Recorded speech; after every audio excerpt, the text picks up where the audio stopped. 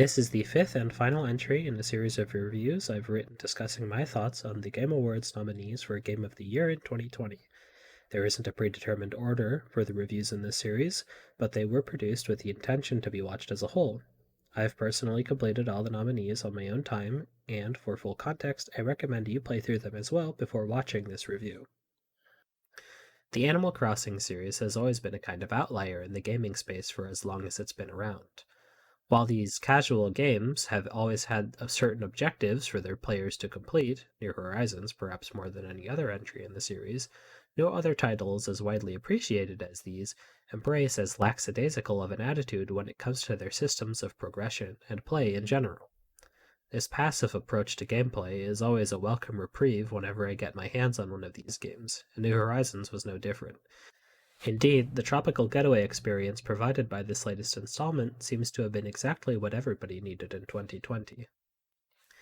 Since I've been playing these games for as long as I can remember, I had no extreme aspirations for this latest entry. I knew the game would put me into debt, that I'd meet some nice neighbors, and dig up some dinosaur bones to put on display.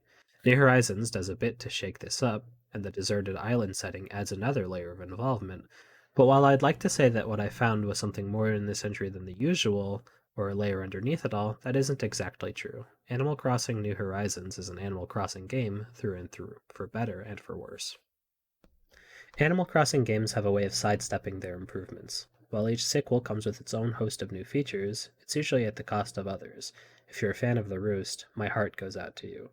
New Horizons sports a host of impressive new features, the largest of which being the ability to decorate furniture all over the whole of your island now.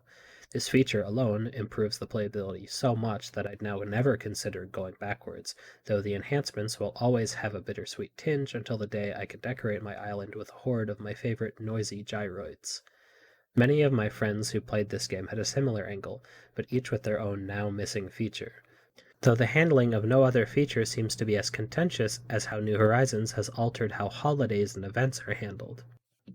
With the advent of accessible download speeds becoming the norm in game consoles, Animal Crossing has seen fit to incrementally deploy features via online updates, firstly with the hefty post-launch Welcome Amiibo update to the 3DS's Animal Crossing New Leaf. Nintendo in New Horizons has dove right in and turned the majority of the yearly events into online-enabled limited-time updates.